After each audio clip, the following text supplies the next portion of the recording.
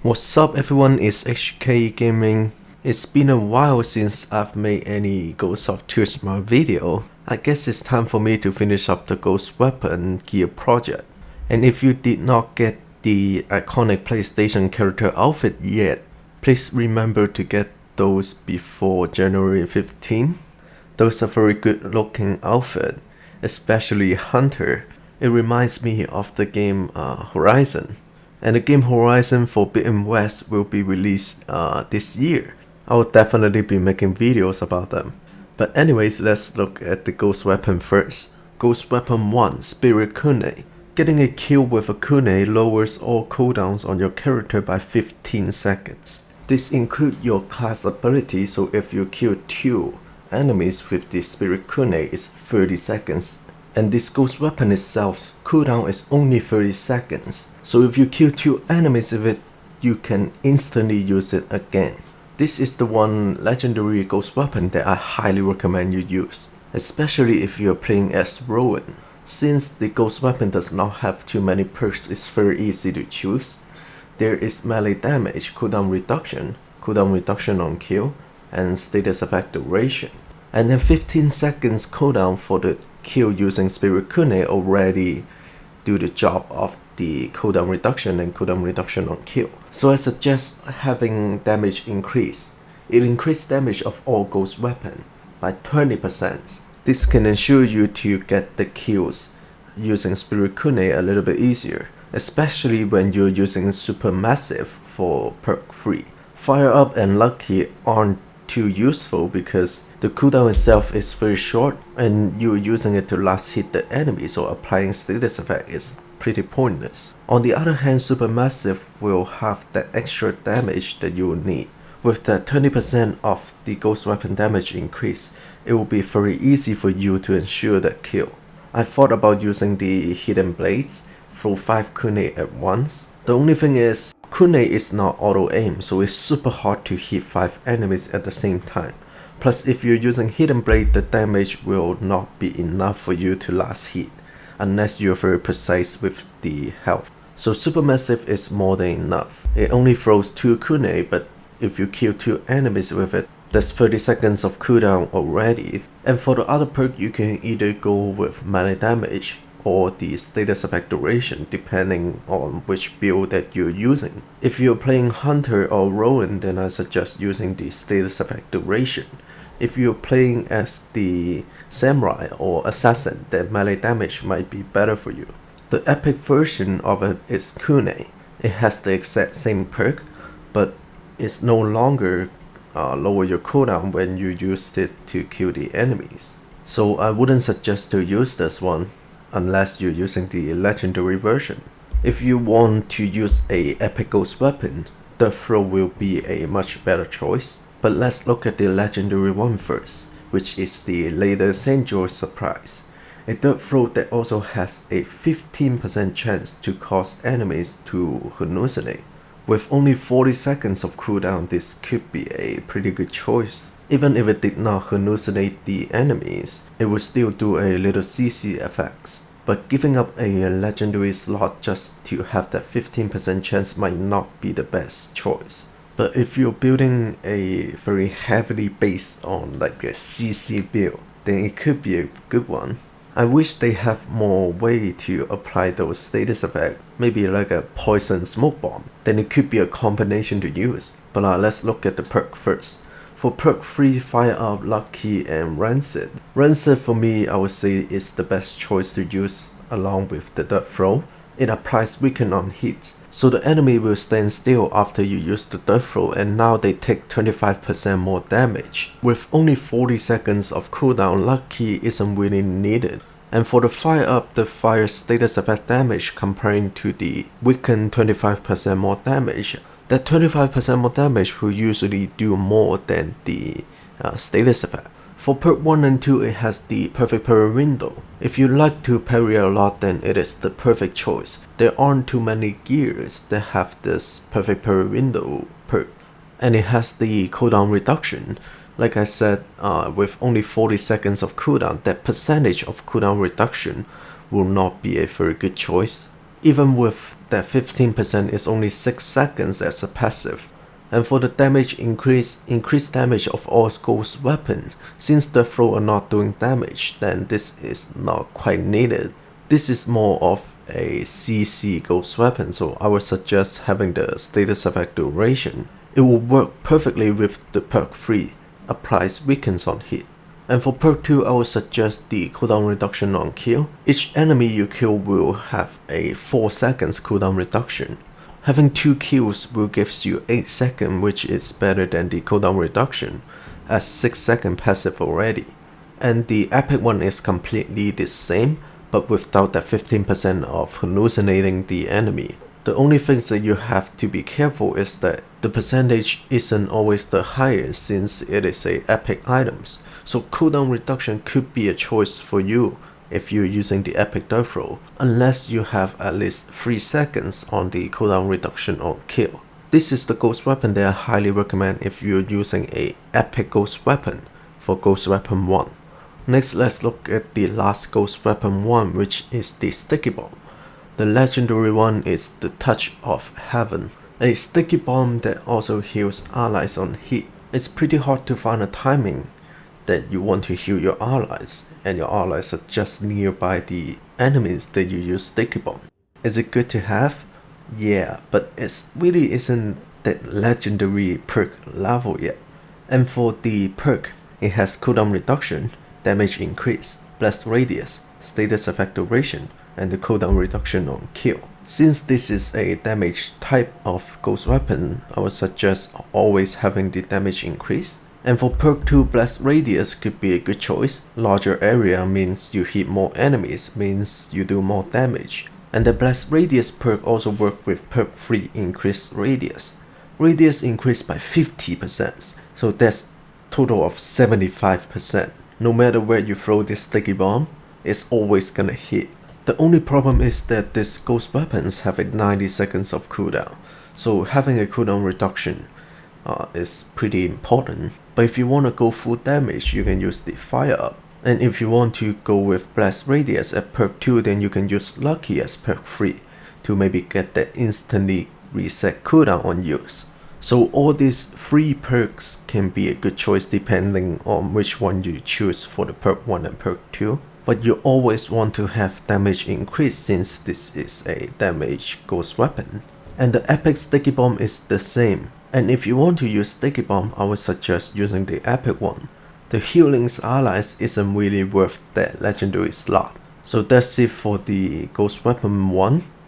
Epic sticky bomb, legendary Kunai. And you can go either epic or legendary death throw. And let's look at the ghost weapon 2. First one is the legendary healing Gourd, Kenji Share Blue, a healing Gourd that also heals nearby allies when used. This could be an extra way for you to heal if you want to help your teammate a little bit, or if you're playing role and want to go all in with healings. This is also the only way for you to heal if you don't have a Rowan in your team or if you're not playing Rowan. And for the perk, it has cooldown reduction on kill, damage reduction, and injury resolve gain. And also there is this perk called Ghost Offering Health. Increase health restore when interacting with a Ghost Offering. With the cooldown of 90 seconds, cooldown reduction or cooldown reduction on kill could be a very good choice to pick. Having shorter cooldown time means you can heal more. And for me, cooldown reduction on kill is slightly better than cooldown reduction. Having 15% of the cooldown reduction means 13.5 seconds. Killing 4 enemies will already have 16 seconds. And I'm sure you can kill 4 enemies in 90 seconds. And for perk 2, I recommend to have the injury resolve gain. This is also a perk that you don't see a lot in other gears. Having injury resolve gain can greatly increase the resolve that you get by getting hit. And the healing Gourd itself is a way to heal back the damage that you take. So I would say having one cooldown reduction or cooldown reduction on kill, and the other one having the injury resolve gain is the perfect choice. The best thing about the healing Gourd is at perk 3. Lucky that 15% chance to instantly reset the cooldown sounds good, but it's not worth for us to give up the second choice, sudden resolve. Feel the first resolve on use. So right after you use your ultimate, you can use the Healing Gourd to gain 1 resolve. This is super useful and super convenient. But just keep in mind that if you have resolve increase, you will have to use all of your resolve before using the Healing Gourd. Having 1 resolve will not get you the second one. So I don't recommend using the sudden resolve with resolve increase. It's kind of mess things up when you're using resolve increase and sudden resolve together. It stops us from getting that first resolve instantly. And for the third choice, Strong Brew, increase the healings by 50%. This is a lot, but I still don't think that it's better than the sudden resolve. I will always go with sudden resolve if you're using a Healing Gourd. This is almost like the only reason why I use Healing Gourd. If you're playing Nightmare Survival or the Raid, you would want a Rowan in your team. So having Healing Gourd doesn't do like a lot. It's more like an extra way for you to heal. So having sudden resolve is the best choice. And the epic one is completely the same. Just you don't heal allies with the Healing Gourd anymore. But it's more than enough already. If you're going for Healing Gourd, then I suggest just go with the epic one. That healing allies isn't worth the legendary after all. Next, let's look at the smoke bomb. The legendary one is the Mist of Yagata, a smoke bomb that also heals allies in the smoke.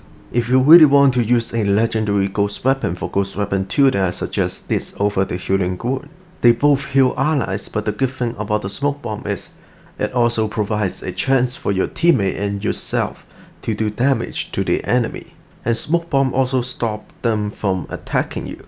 So this is a ghost weapon that every single class can use, and it can perfectly fit your playstyle no matter how you're playing. You can use this to attack, you can use this for defense, you can use this to revive.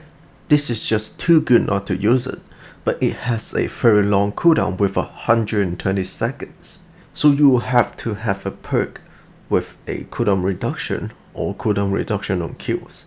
Otherwise you won't be able to use a lot of the smoke bomb. But the good thing is there aren't too many possible outcomes to choose anyways. Cooldown reduction and cooldown reduction on kill. And there is stealth, which is the most useless one. If you want something about the stealth, then go with the stealth attack damage. It will be much better. But if you're using this smoke bomb only for like a supportive ghost weapon, then you can use the cooldown reduction with the cooldown reduction on kill. 15% of the cooldown reduction will give you 18 seconds already, and having the cooldown reduction on kill, each kill will give you 4 seconds. So if you're playing Nightmare Survival, you should have the smoke bomb ready every minute.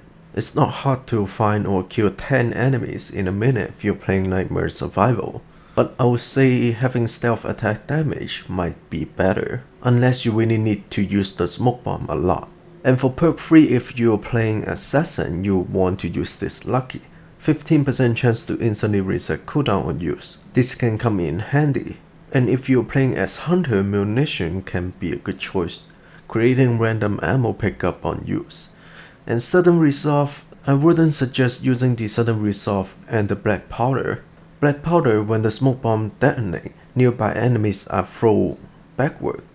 That way you will have to waste the time to get close to the enemy to perform the assassination damage. There's no point to throw back the enemies. And for the Sudden Resolve, the smoke bomb isn't like the Healing Gourd where you can use at any time.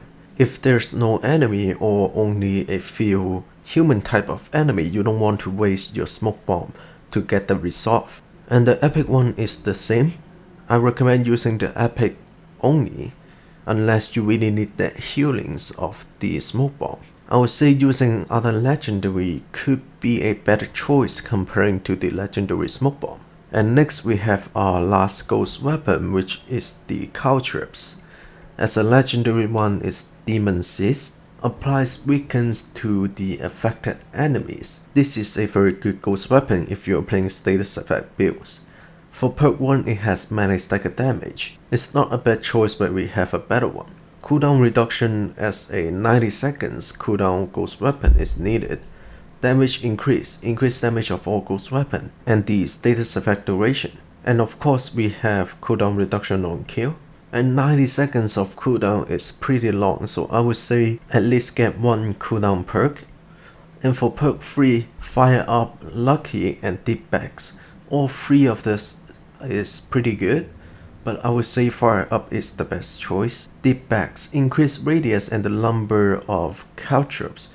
Could be working with the damage increase, but the ghost weapon itself does not do a lot of damage. And since the ghost weapon cooldown is very long, you will need a cooldown reduction or cooldown reduction on kill as one of the perk. So you have to choose between the damage increase and the status effect duration. For me, Caltrops is a supportive ghost weapon more than a attacking damage type of ghost weapon. If you're using a legendary one, applying weakens and fire effects at the same time will already do enough damage. So I would say status effect duration is a little bit better than the damage increase. That also explains the reason why I suggest to use the Fire Up as perk 3.